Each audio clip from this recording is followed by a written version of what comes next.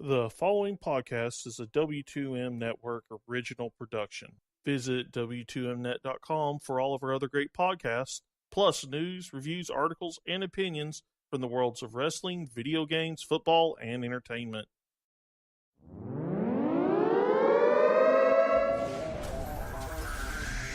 Wrestling to the Max, Monday Night Raw, Review.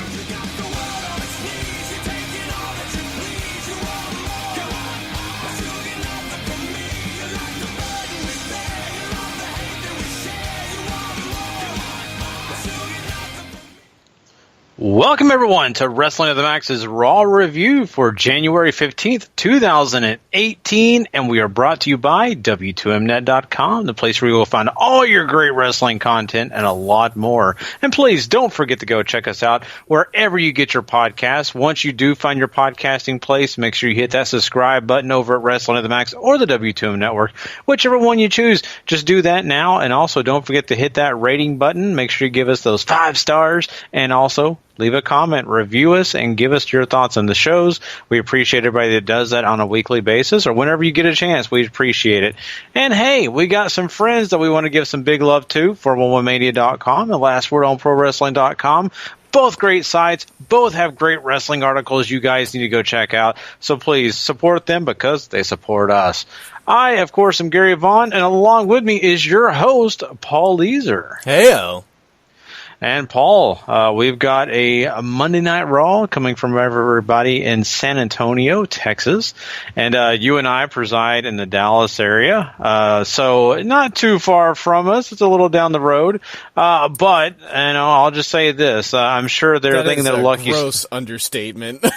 Well, yeah, I say a little down the road. It's 4 hours away? 5? I don't even know. It's 6. It's is it really? Yeah, it's a drive. Wow. See, and it's been a while since I've been to San Antonio, to be honest with you. I think 2005 was the last time I've been to San Antonio, somewhere in that.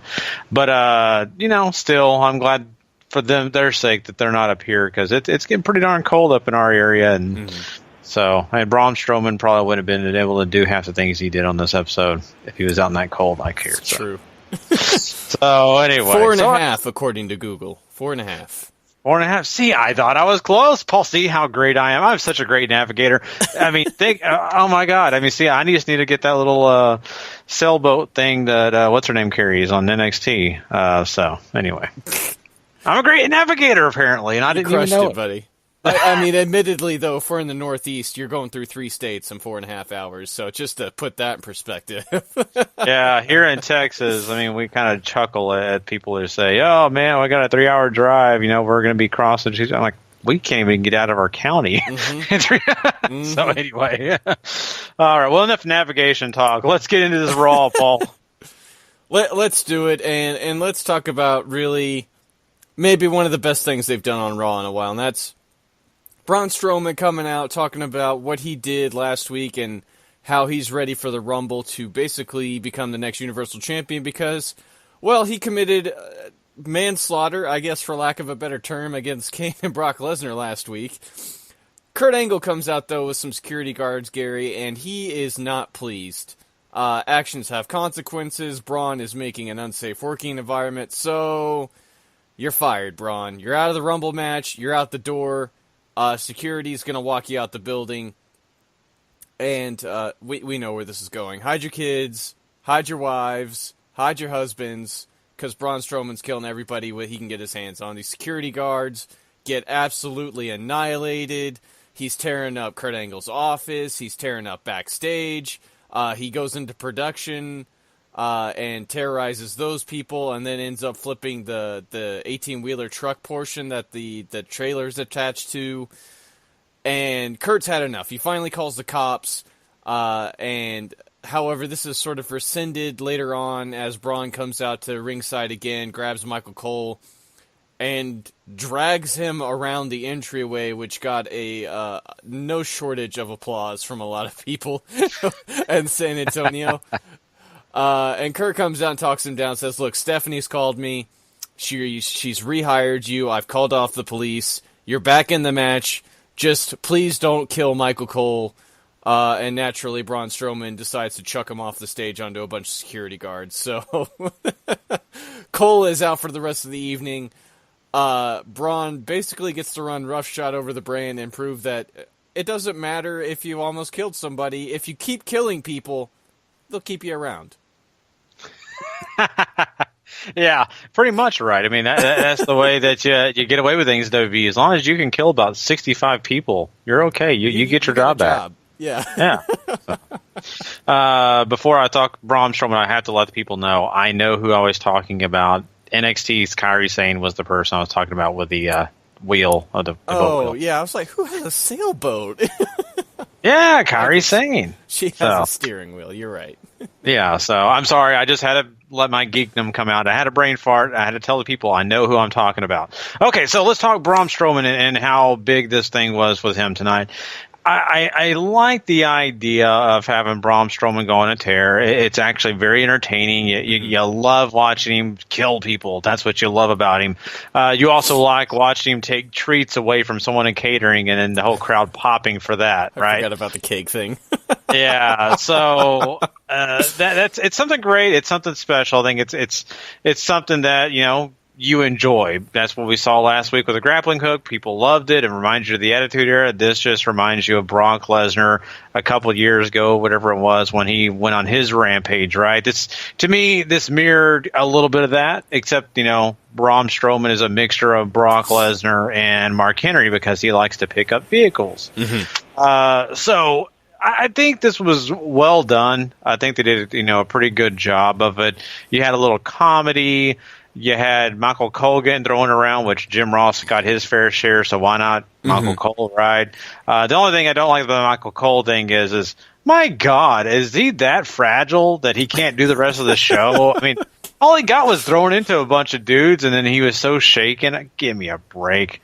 Yeah, so sorry. That stage isn't as tall as it used to be. I can kind of see your point, but they always sell that as a big deal, getting tossed off the stage, so I understood that. And what the heck is Tom Phillips just hanging out there? He works tomorrow, not on Monday nights. What? He's just there to back up quarterback all of a sudden? I mean, riding that bench, bro. I guess so. This is the way it works. The storyline. Let's go with the storyline, and let's talk about what you were mentioning here. We have Kurt Angle making a call that's very unpopular, not only with the crowd, but very unpopular with his GM, Stephanie. It's kind of a parallel thing. SmackDown's having their issues between commissioner and GM. But not only that, you've got this situation here of, is this just the biggest brain fart you can have for anybody? I mean, you're going to fire one of the biggest stars that your brand has, which that means they could go to SmackDown just because you don't like something they did, just because, they cost you a little money. But, I mean, it's just ignorant. And when it first happened, it didn't really – I couldn't wrap my mind around it, Paul. I get it for the story. I get it. I understand why they did it. It makes sense for that part. But still, to me, it lacks some common sense. You got to give me that, to fire your biggest star. I will say that when Roman Reigns basically murdered Braun Strowman, he didn't get this treatment, right? I mean, he wasn't almost fired or did get fired and then went on tear and got rehired, right? I mean, he got to wrestle the next week on Raw, and that was it. So that kind of is a discontinuity. It makes sense in story because, I mean, it's not obviously the first time Braun's gone on a tear and tried to murder people. We talk about it all the time. That's what makes him so great, but I agree, right? I mean, if you're in competition with the blue brand over there, you don't want him to get this big star that you have, who arguably probably should be your world champion right now, but all that aside, I see your point, right? I mean, you don't want him going to the competition. There's some storyline, breaks here and there, and honestly, kind of a weak storytelling device to keep Braun going. But, I mean, Braun looks fantastic after this, so I can't really, deny that this was a great idea for him to do. He has to win at the Rumble now, right? Like, I mean, what's the point of him not winning at the Rumble now? Because he's so over. Like, what's? Yeah. Let's strike now. No, I agree with you. And here's the thing. When I watch a guy pick up a tractor trailer and just dump it over, which I get it. It's a work, but it's still, dear God, who's going to stop him? Exactly. Who is going to stop him? There is no kryptonite in sight at the moment. And so that's what's so great about this guy. And I know it's a little bit of a hiccup for me with the thought process that he could be fired off the Red brand.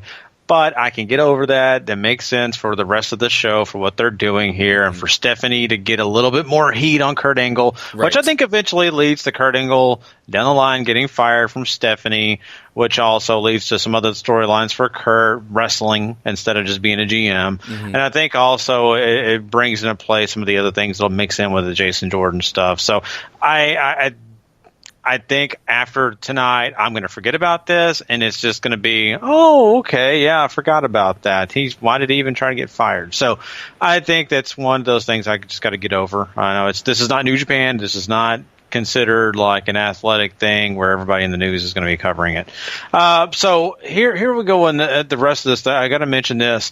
It's kind of funny that he goes and destroys everything else, but he goes in the production truck and just kind of halfway tittles around.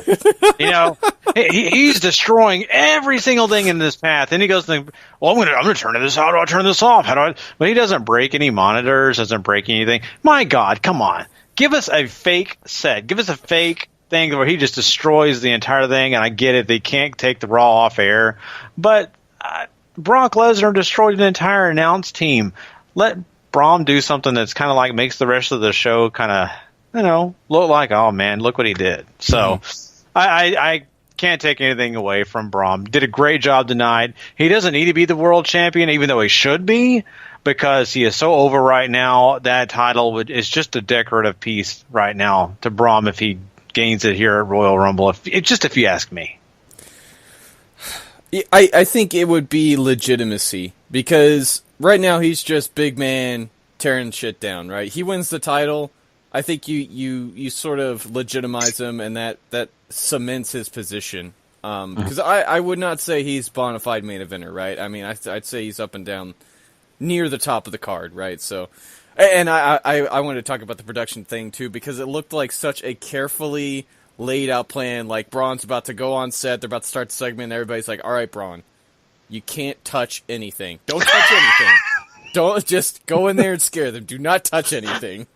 you can assault the young lady in the chair. Yeah. You can do the rest of that, but don't touch her monitors. Yeah. Don't touch anything else. So paper. Yeah. You could touch paper. That's fine.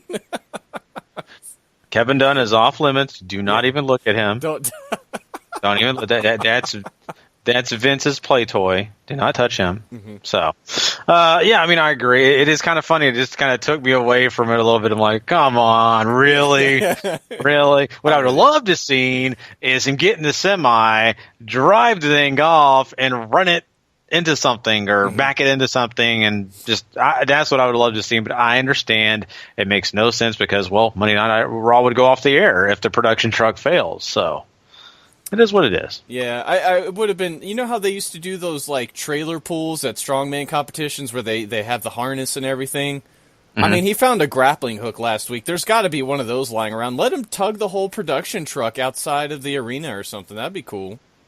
Yeah, See, that'd be something else. Once again, a Mark Henry kind of thing there. Exactly. So I think you're right. I think it'd be kind of fun. But I think overall, I think I would give it about a 75%. Thumbs up if we're talking about complete destruction here. So this is just, it's really enjoyable the whole way through. You can see most of this over on their YouTube channel too. So if you missed Raw or you just want to see the good bits, because I wish I was this excited to talk about the rest of the show, Gary. That's why we're spending so much time on it, Paul. We want to talk about the good things before we get into some of the other. Yeah. So the flip side of this sort of main event stuff going on is the continuing saga between Seth Rollins, Jason Jordan, and those tag team titles. So first up, we have to talk about this match. Sheamus and Cesaro, the Bar, taking on Titus Worldwide, Titus O'Neil, Apollo Crews. And it's basically an extended version of what we got last week.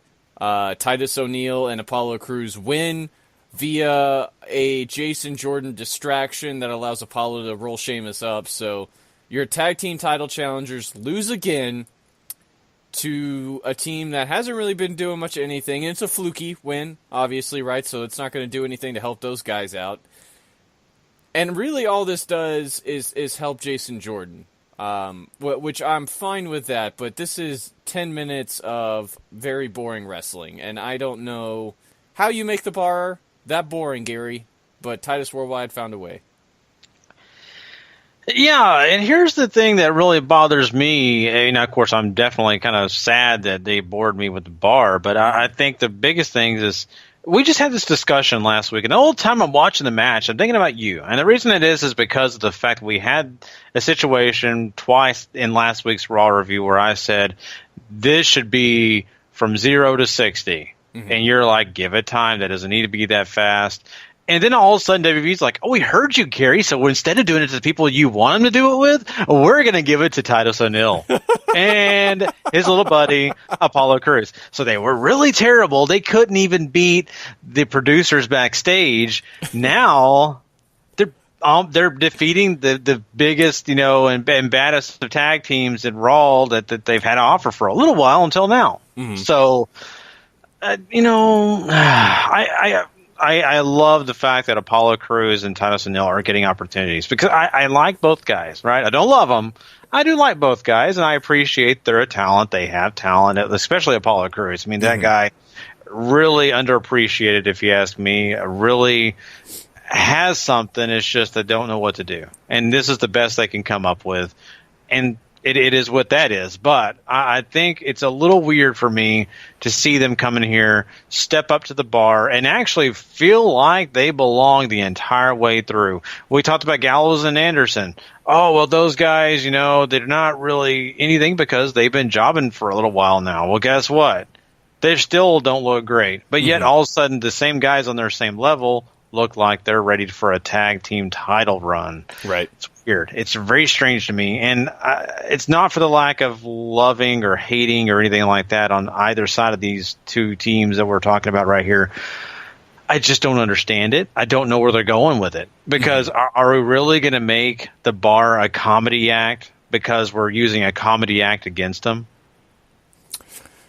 Boy, that's a great question. And honestly, I don't know, because this entire thing with the bar and Titus Worldwide right now is basically just to add fuel to the fire for whatever they're doing with Jason Jordan. And certainly it feels like we have a more concrete direction for Jason after this and what we're going to talk about next year. But before we get off this match, I don't know if you need to do all of this right now, right? It's the heart. We're building up essentially to the heart of Mania season, and you're kind of getting one of your top tag teams on either brand off to a pretty shaky start here in 2018. I'm with you. I like the people involved in Titus Worldwide, but they haven't done anything that really necessitates you having to put them over against the bar here. I kind of wish they maybe built them up a little more. And you certainly need more focus on them, because this is basically the only segments they're getting on TV, even though they are getting a lot of the WWE.com segments or stuff that ends up on YouTube or whatever else you want to say for these guys. The main audience isn't seeing it, right? They're not seeing all this growth or any chance for growth for these characters in these promos, so it feels wrong, right? I mean, and like I said, this is a fluky win, so it doesn't necessarily maybe mean a whole lot, but 2 weeks in a row now Titus Worldwide's gotten one-upped on the number one contenders for the tag team titles. Like, it feels wrong. It feels very, very wrong. It really does, and like you said, there is a lot of things that'll be built pretty much from Royal Rumble on, right? Mm-hmm. And such an odd way to bring them into that mix. And who knows, maybe this is something that they're just doing so they can kind of fill a little time before they get to some of the bigger peaks that is coming our way, and I hope that's the case. If they're doing this to build a tag team, that way that they can actually have more important tag teams on Raw, once again, not great wins because they're all flukes, but still, they're given time and opportunity here. So I don't want to knee-jerk react. I don't want to freak out, but I'm like you. I think the bar has proven that they deserve the respect, they deserve the time, and I just don't want to see this to further like they're doing now. So we shall see, Paul. But for right now, it didn't really excite me, and I really felt like this was not something I wanted to see on this episode. I agree. I agree entirely. And of course, like I said, it just might be fandom here getting in the way of logic, but... Yeah, that happens with me a lot. Yeah. The interesting stuff here is in the post-match you have Seth yelling at Jason Jordan, and he's upset because they're not on the same page, right? Jason Jordan is going off, doing his own thing when he's supposed to be the tag champs with Seth. And this sort of gets to Jordan, who eventually meets with his dad, Kurt Angle, backstage, who says, you know what, I've been keeping an eye on you just in case Braun does decide to come for you, but, you know, tonight I really want to help Seth Rollins after, you know, basically being responsible for the 6-man loss last week in the main event. So I really want you to make Seth Rollins versus Finn Balor one-on-one, which, of course, gets made because Kurt Angle placates to Jordan. That's the story right now, so that's fine. We move on later to the main event, to that match in question now because... Oh, no, I'm sorry, first... Jordan ends up meeting Seth Rollins, and they continue to argue a bit about the team. You know, they're teammates. They're not talking to each other. They're not on the same page, and all this other stuff. This brings us to the main event where you have, you know, all the extracurriculars are ringside. Jason Jordan's there. Good Brothers are out there. And this is really well worked. They work the time well. The second half is phenomenal. Seth Rollins ends up busting out the blackout, which, of course, is the curb stomp to get the victory here.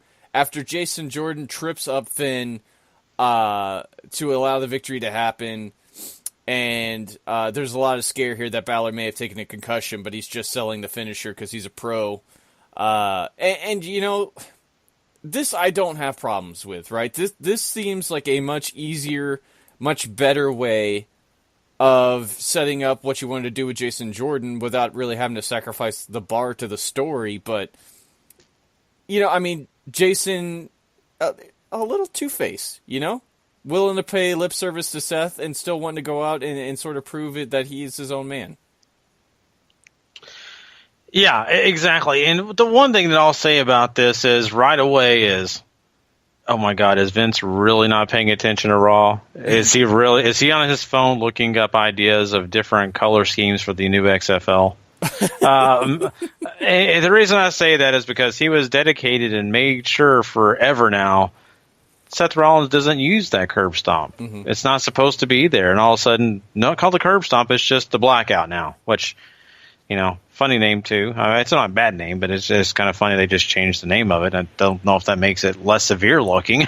Okay. But so anyway, my point being is that's kind of funny, but I was always a fan of the curb stomp, so... Mm-hmm.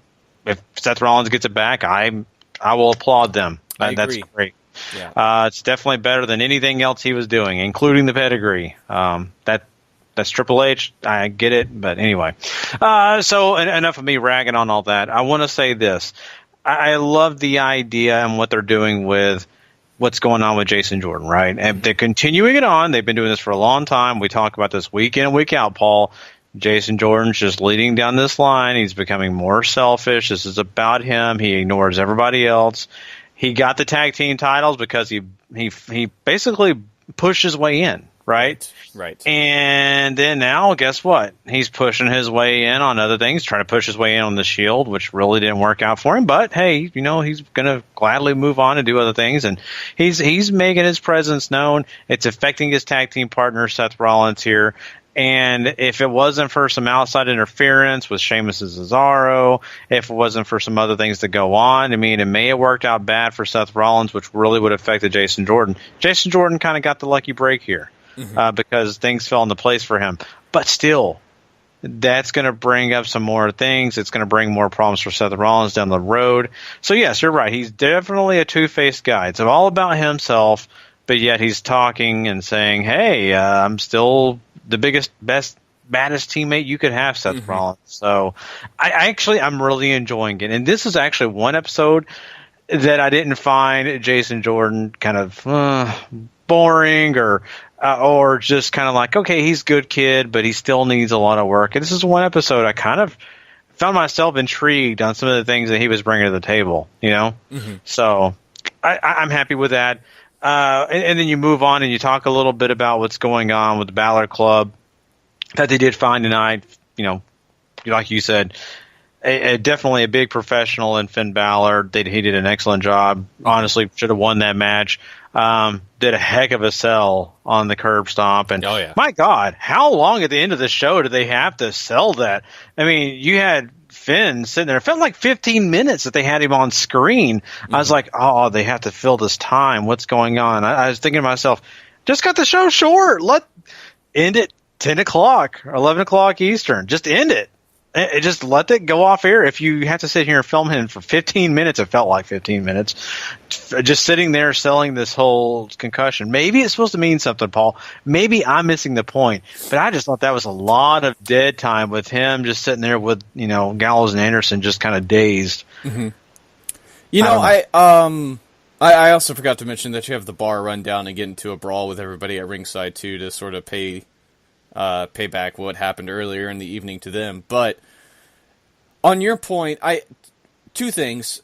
To me, it would be much more effective in this day and age if you have, you have Seth and them sort of leave the ring, and you have Finn sort of looking all dazed and out of it. You have medical personnel rush to the ringside area, and that's when the cameras cut off. Like, they quickly sign off and all that, because now you're thinking something actually happened. Now you think it's a little real. I think that sells it a little better.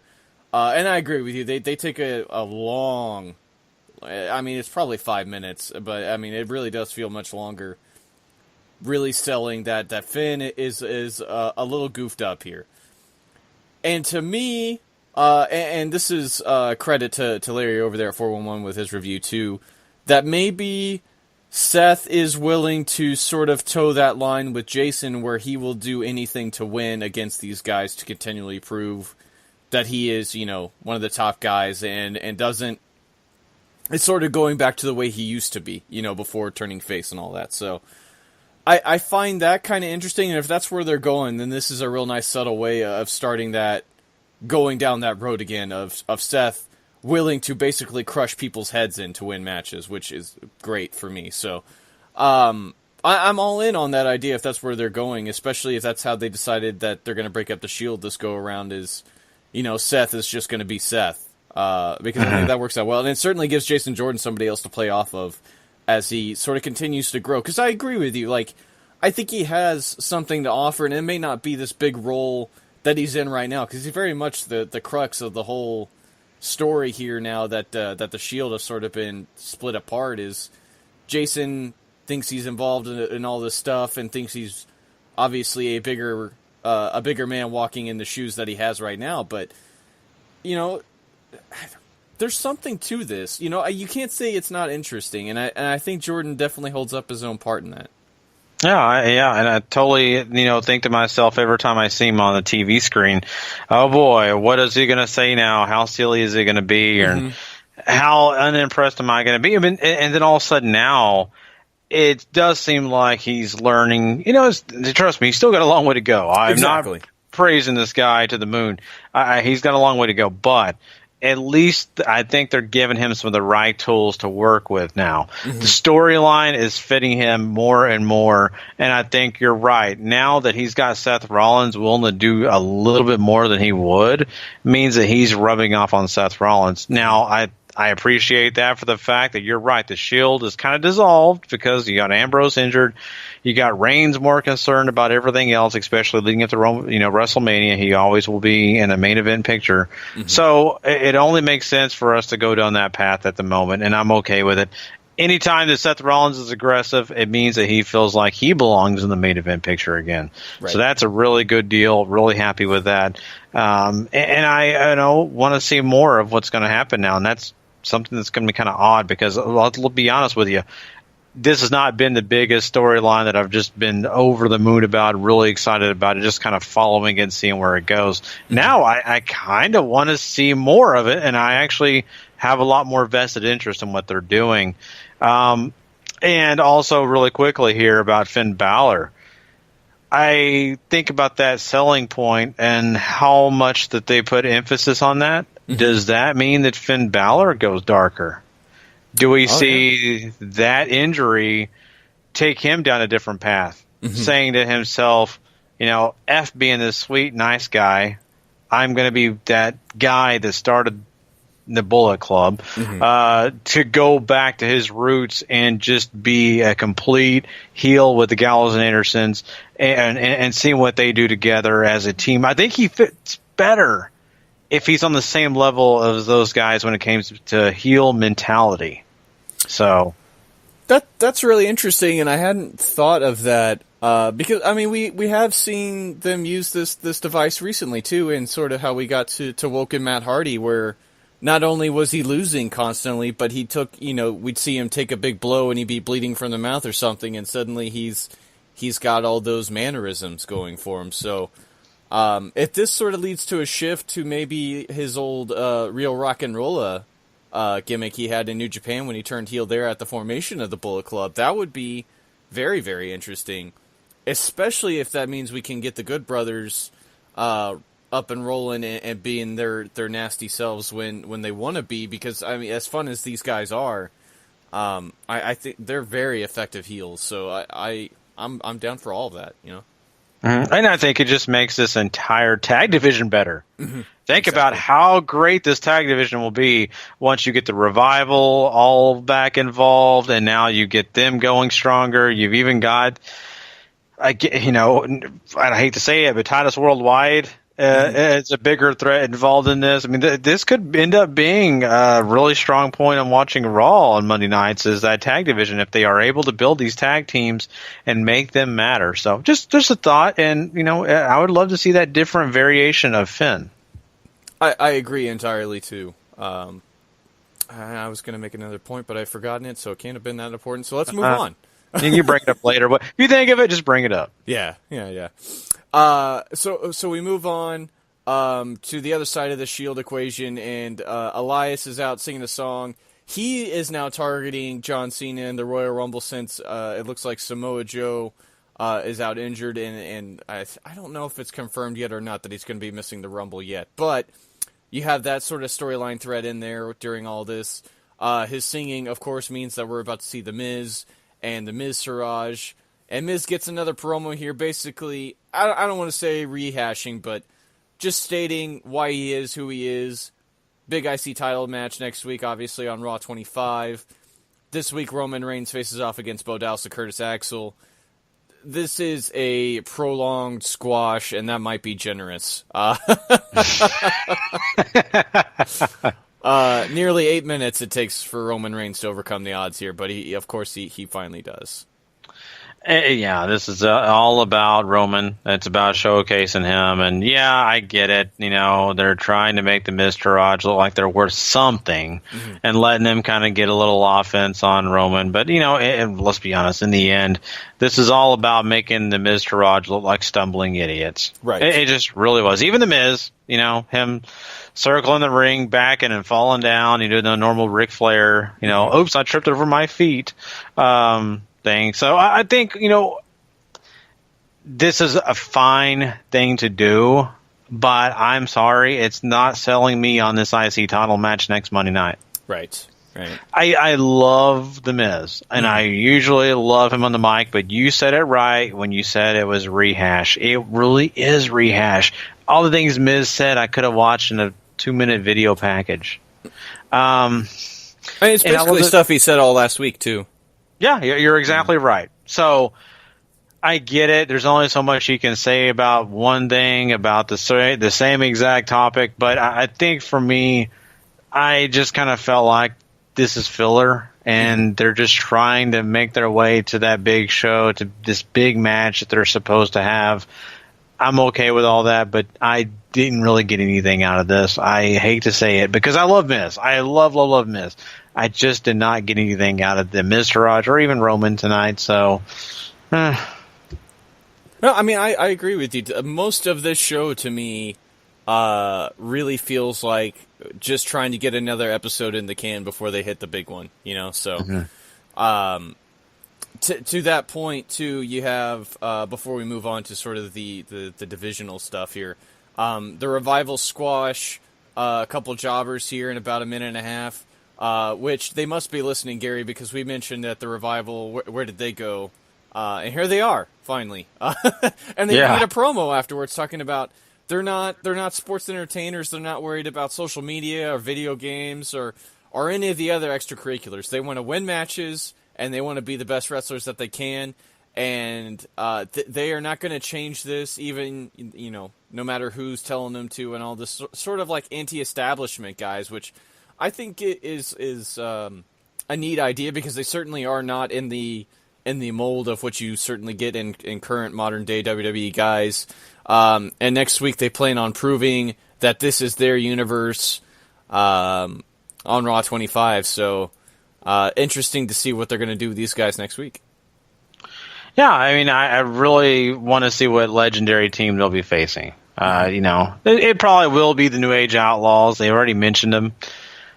But I wish it was a Rock and Roll Express. That'd be fun, just to see what would happen with that. But, there's some other things in play there, and I love the fact, like you said, we've been looking for the Revival. They're finally back, and for them to get this chance, to get the opportunity to get on the mic and to spout this out and let people know who they are and what they are about, to me it's important, because people need to realize that the Revival are here, right, and they're a young team that's going to hopefully be here for a long time. And I really want to see more out of them, because I'm a big follower of theirs. I love what they do, and I've seen a lot of their matches that really prove to me that they are definitely worthy of being at this level. So I will say this. At least they got a match in. It was a squash, but they got a match in. They got a promo, which means hopefully they do have plans for these guys, and they want these guys to succeed. So let's hope that continues on, and I really want to see what goes on with those guys. Right, exactly. And I guess I better mention this, because this is just a very little bit of nothing before we move on to the other stuff. Woken Matt Hardy squashes Heath Slater. Yeah.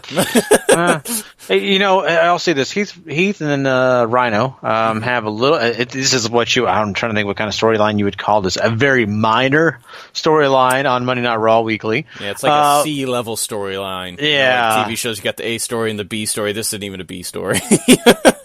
This is like when you're watching, I don't know some kind of... I don't even watch this show, but Grey's Anatomy, where someone brings a cup of coffee to some girl at the desk, and it's weekly that happens, and you find out that, they're in love or something like that.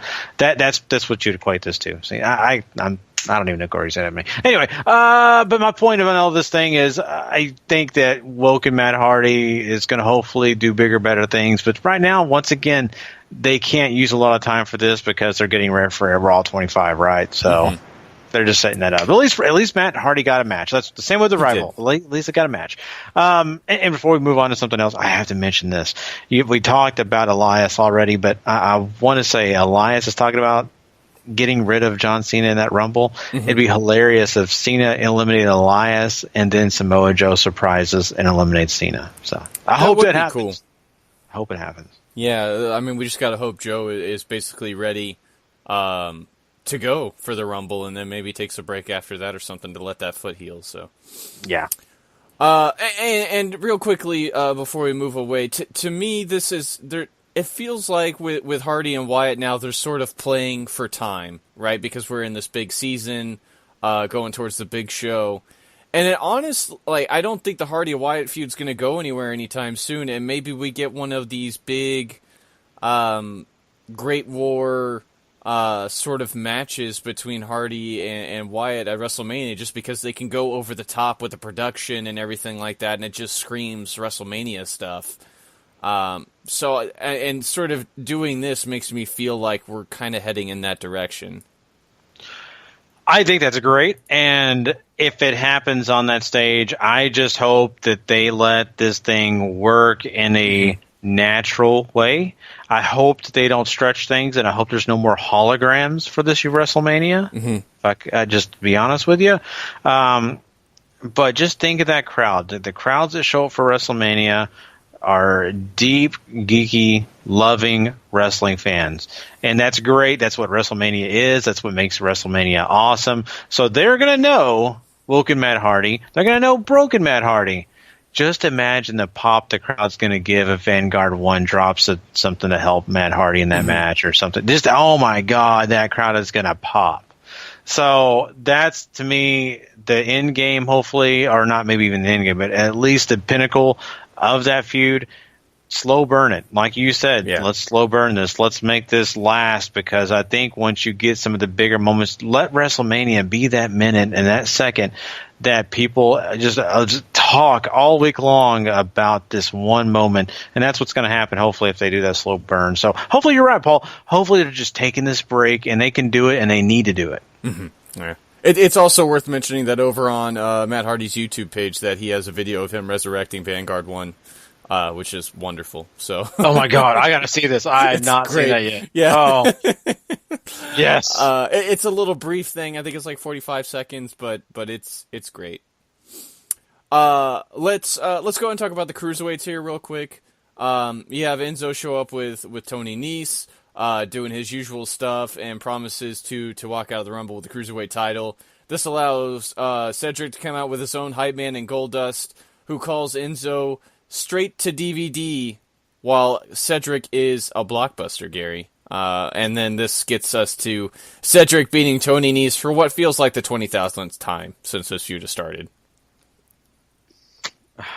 Yeah, I'll be honest, Paul. Right now, I hate to say this, I really do, because I'm a big proponent of rooting for some of these guys. I'm a Tony Nese fan. I'll say it right now. I like him. I know there's a lot of people out there, maybe you're one of them, don't really see it, but I think Tony Nese has something. Cedric Alexander has something. But the huge but in this is right now, it doesn't feel right. Right now, it doesn't matter. And I think the crowd in the live audience felt that way. I think a lot of people at home were just kind of, okay. Because like you said, 20,000th time, Cedric Alexander, lumbar check. Oh, he wins again. Good job. Golf clap for you, Cedric Alexander. And that's exactly what the crowd gave him. They just were not into this. It got so quiet during that match at sometimes. I just didn't know what to do. I kind of started getting nervous because it was so quiet on my TV. The one thing I will say is I really wanted Goldust to have that guy that he wanted to shine a light on his project. Cedric Alexander doesn't feel right. That was not what I wanted. And I hate to say that too once again, but it was so corny. Didn't feel good. I'm all the way around, man. I'm just not into this. I mean, how many times can Cedric beat up the Zo Train before it gets old? The answer is a month and a half. So that's where we're at. A 2, a 3. That's what I felt. Yeah, you're right. It's there's not many licks in that Tootsie Pop. It's done pretty quickly. Exactly. And I mean, we have to wait another 2 weeks before we get any sort of hopeful closure, because I mean they really need to move on with this. Whether Cedric wins the title or not, I think is sort of secondary for this division to sort of get out of whatever rut it's in, or it just needs to move on, whether it's a new title holder or not. So, I mean, do you agree with me at the whole Goldust thing? Then I was really looking forward to Goldust having someone bigger and better to work with, and now I just don't. Cedric's great for what he does, but I don't feel like I don't feel like it's fit. I like the pairing. I guess I'm going to go back to my old argument of last week, Gary. We just got to be patient. It's like 3 weeks old, and I get it's very much a side story, too. The Cruiserweight's obviously not a focus. There's no way this is going to get as much light as it would have been if Goldust had actually found his next, masterpiece to work on during those video packages after his feud with R-Truth, where he was, seemingly made a face turn backstage, because we don't know why he's being a good guy now, because last time we saw him before this, he was not a good guy. Yeah, this guy is kind of becoming Big Show, right? Mm-hmm. Face heel. They don't know what they're doing with him. So break out the Krusty doll. Yeah. Oh boy. Okay, so that leaves us to talk about the ladies, who have a whole heap of stuff going on. First off, they announced a whole slew of divas for Raw 25. You got Kelly Kelly and Jackie and the Bellas, Terry Runnels, Michelle McCool, Maria, Tori Wilson, all showing up for Raw 25. I'm seeing red carpets, Gary, and I don't know if I really like that that's the way this event's going to go down, but that's what it feels like so far. Yeah, I think you're right on that. And okay, so I love the idea of, of course, having the Women's Royal Rumble. I think it's really important. I think it's a cool deal. I'm not hating on that. But at times, I feel like they're making that a sideshow. Mm-hmm. And I think I hate to say it too, but they're trying to make it overshadow the men's Royal Rumble in a way. It feels like it, at least. And I don't care. I mean, I get it. This is something new. It needs to be special. And yes, I agree. But boy, it feels like that's the centerpiece of this show. And I know when we get to the Rumble, it probably won't be. Mm-hmm. And I hate to say that because I think people will maybe like, oh, wow, I was really underwhelmed by that match. And I don't think it's about being underwhelmed. I just think that they're blowing it up so big that ceiling is only so high. So, I'm right there with you. I really don't need the red carpets and all that, but you're right. It feels like it's going to be a whole thing, like a Miss America pageant or something like that. And I think that's kind of going against what they wanted. I thought the whole point of this Women's Royal Rumble match was to be just like the boys and just do their thing, fight hard, and get in there and try to get their opportunity. Mm-hmm. And this is going to be a very large knock. One point we've made on here before, and that is when in doubt with booking the women right now, just book them towards history, and that's going to get them excited, right? Because anytime they've done that, it's been a huge success. No, that was sorry. Yeah, I was thinking to myself, no, no, not at all. And that's the problem, I think, with the Royal Rumble match in general now, is that it's become such a thing that they don't really worry about trying to book stories around it anymore. And I'm going to go back to the Attitude Era, but it does go further back than that. You have, Austin and McMahon's big feud culminating at the Royal Rumble in '99, which admittedly was not a great Rumble match overall, but it had story and all this other stuff going into it. And you had the year before that with Austin believing he had a target on his back, so going so far as to take a Sharpie and draw a bullseye on his chest. It was stories like that I think helped you gravitate towards that match. Not only was the Rumble always cool, but you had stories going into it. I don't think you have that for either the men or the women. And for the women, it's less so because it's just about history. It's not about really anything else. And you're right exactly about that. I'm not going to disagree with those points. The one thing I will say, though, is you also think about the fact that each of these Rumbles, have minor stories going into them, right, but nothing that sticks out so much. And I feel like, once again, with the Women's Royal Rumble, you're depending on some of those legends a little bit more than you should. Mm-hmm. Mm-hmm. And I think that's kind of a step back because I thought that this was about the future, right? You're doing history, but you're supposed to be doing history with the future as the main source of why you're excited about it. And it feels like that is not the case.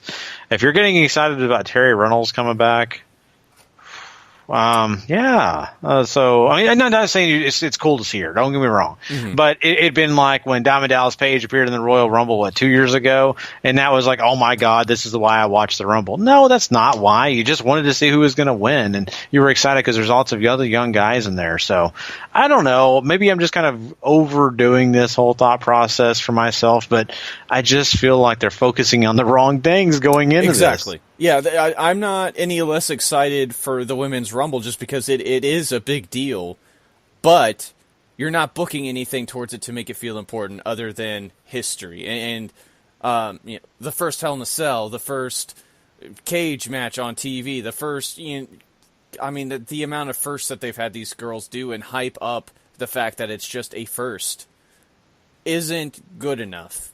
And they don't seem to have learned that lesson. And that's a real problem. So it just concerns me, Paul. The end of 2018, beginning of 2019, how are they going to book this? Because they're going to break all the history. Yeah, they're going to do everything when they run out of first, right? Yeah. The second one's just as good as the first, right? Exactly. Yeah. No sophomore slumps here. Yeah. So let's finally get on with this. Asuka takes on Nia Jax here, which was set up with Nia's attack on Asuka last week. They go about 10 minutes, and I enjoyed this. You have both of them, I really think, getting a chance to show off their strengths. Both of them at times getting to look dominant. Finally, they end up working their way to the outside.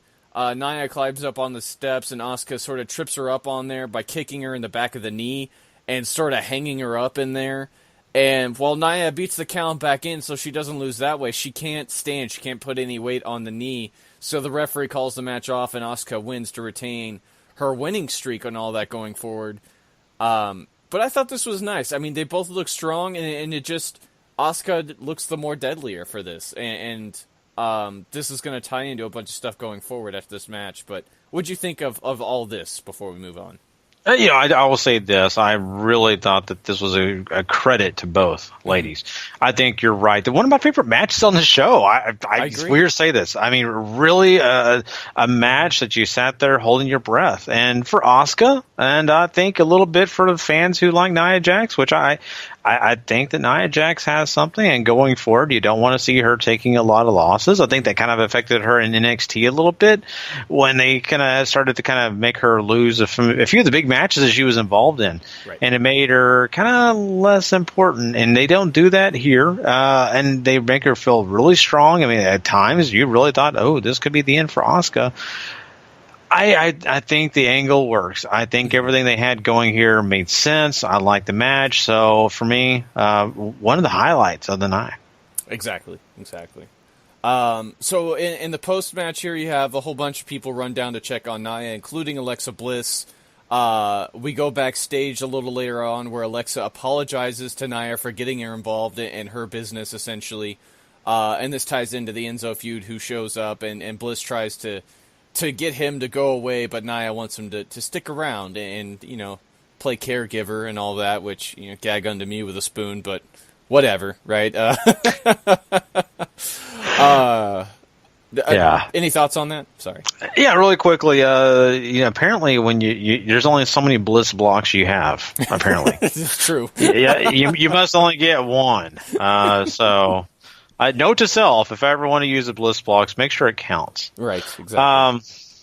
So, I mean, and I do like the ideas they had going here, too, that, when love is involved, friendships don't matter. Mm-hmm. And that's what kind of comes down here. And yes, this is kind of icky, kind of, I don't want to say gross, but it's kind of weird. Enzo Amore, yeah. But I think they did a good service to continue the storyline. I think it's really going to mean a lot down the line between Jax and Bliss. And the one thing I will say that really probably the only thing I'm going to knock is they spent a lot of time hanging the camera right there in front of them, and they just sat there and stared at each other, just kind of like, what do we say now? Like, it's just two people sitting there. We're both injury prone. Okay, we've got nothing else. What matters is we're sitting in the same room together. That's what matters. It's the energy we share instead of them having a conversation to finish out that segment. I just thought that was a little awkward. Maybe they're just people who don't need to have a conversation to enjoy each other's company. There's people out there like that, Gary. That's called a silent treatment at my house. Love is love, Gary. Yeah, that usually means I'm in trouble and my night is not going the way I want it. They've also had the past month of getting interrupted, so maybe they were just finally happy to be alone together for 2 minutes. Who knows? Yeah, that's true. Good point, Paul. Fast forward, Sasha Banks takes on Sonya Deville, and all the extracurriculars at ringside, Mickie James, Bayley, Mandy Rose, and Paige. And commentary here officially confirms that Paige is out of the Royal Rumble match. They don't say anything about her not wrestling anymore, which is the word going around that WWF is not going to clear her going forward. They just say she's out of the Rumble match. So an interesting note there. But Sonya Deville ends up beating Sasha here in about 2.5 minutes or so. Clearly, with Paige being out of the picture now, you have to have a big directional shift with Mandy and Sonya. I think this was the right move. Having it be Sasha, if you're in on the story, might mean a little bit to you too. But I think this is just a smart idea, right? Getting the rest of Absolution going, because like I said, the whole story so far has been about Paige you have to shift that now, and this might be where that starts. They're probably forced into this, and being forced into things sometimes don't feel good, but in the end, it pays off. And right. I think you're onto something here, Paul. I think you are, and it seems like at the end of this whole thing, and when the dust settled, DeVille looked like she mattered. Exactly. And like she has an opportunity to go for it from here and do other things besides just stand around and clap for Paige and do a little bit of offense and then get back out of the ring. Now we feel like, oh, wow, she could technically beat any of the three on the other side of the ring, Mickie James, Bayley, or Sasha. So I think that's a good thing. Also, very interesting to me that they gave DeVille a makeover, it seems, without the tying the hair up thing, it's kind of interesting. She didn't do that. She didn't look like she came out. I'm trying to think of the PC way into saying this, but she came out not looking so much like an MMA fighter as usual. Yeah. So that's a nice way of saying that. So I think it's cool to see that there is an evolution coming with Absolution. You get it? Anyway. Two factions, just one's a women's team. But anyway, I think really honestly, in all seriousness, I think you're onto something. They've got to do it, and they did it with Mandy last week. It's time for DeVille to do her thing. So it's good, and progress is not something I'm going to knock. Mm-hmm. Exactly. And we'll talk more about the whole Paige situation over on our main W2M episode part 1 for 282, which will be up in the doc later, hopefully. So yeah, I that covers it for this episode of Raw, Gary. It's also Martin Luther King Day as well, so they have a lot of videos supporting going over his life and his fight for equal rights, as well as some of the WWE stars visiting the Martin Luther King Museum and his assassination site and a whole bunch of other stuff as well. We also get the official word now, Gary, that Goldberg going in the Hall of Fame. All cool stuff there.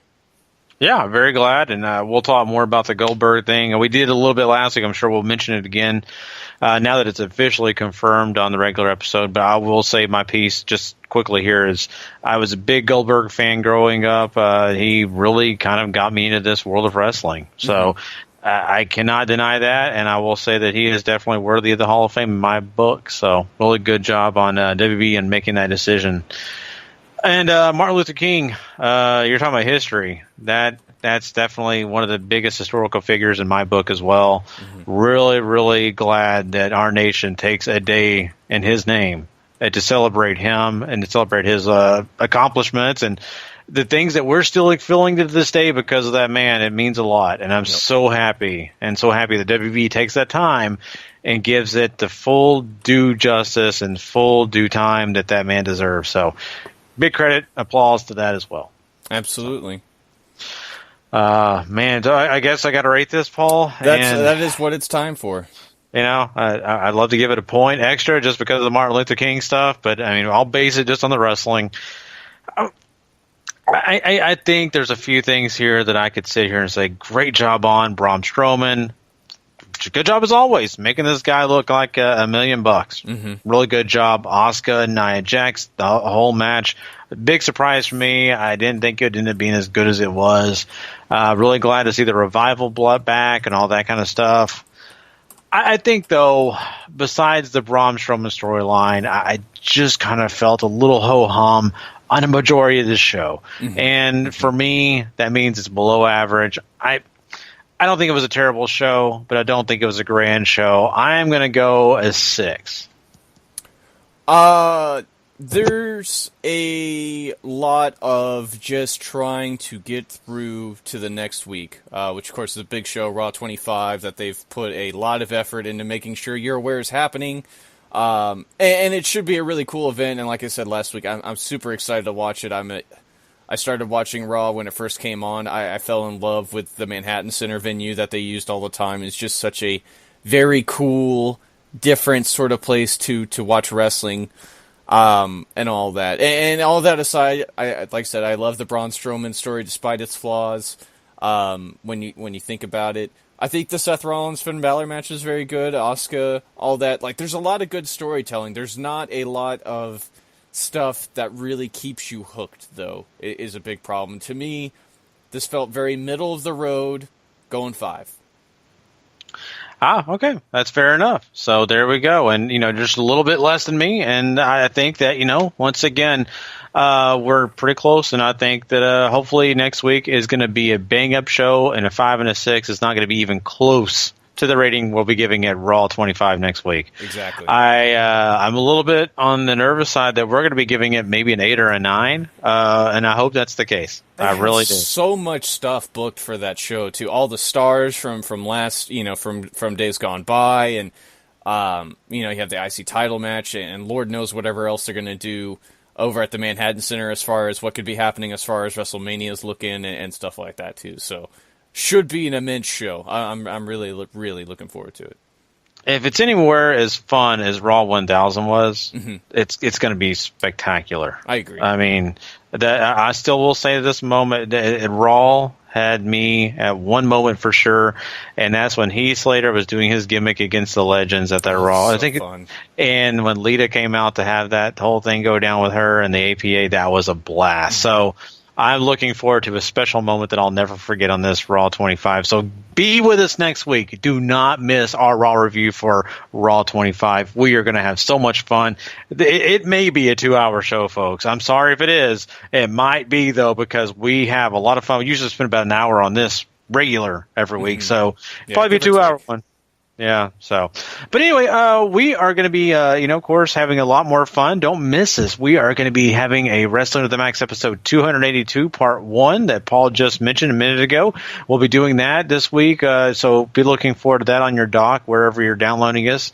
And also later on this week, we'll have part 2. That'll be really cool. So we're going to be doing a lot of great topics on the quick hits. We'll be also jumping into some Ring of Honor. So don't miss that episode. And the way to find us every week is through the W2M network. And, of course, just search us out on Wrestling to the Max. Both places are where we are when it comes to we're looking for your podcast. If you hit that subscribe button, though, you don't have to worry about it. We're always there with you. We are excited about having an opportunity to show you every single thing that we have to offer, everything that we bring. So make sure you hit the subscribe button. Also, don't forget to rate and review. We appreciate those that have already done that. W2Mnet.com. That's also a big place to find our content and all the other great content with our friends and our partners and all the other great wrestling podcasts that are out there that the W2M Network has to offer. Trust me, the Running Wild podcast is there. You have Wrestling Unwrapped. You've got all these other great podcasts that are sitting there ready for you to go check out. I didn't even name half of them, so go check them out now. Also, make sure you go find over at 411mania.com and lastwordonprowrestling.com more great wrestling content. They offer a lot, too. They've got some great articles over there, lots of great reviews that you guys will want to read. So make sure you go check out both those sites as well. They support us, so let's support them. I am Gary Vaughan, and he is Paul Leazar, and we will catch you guys down the road. Have a good one, guys. The previous podcast is a W2Mnet.com original podcast.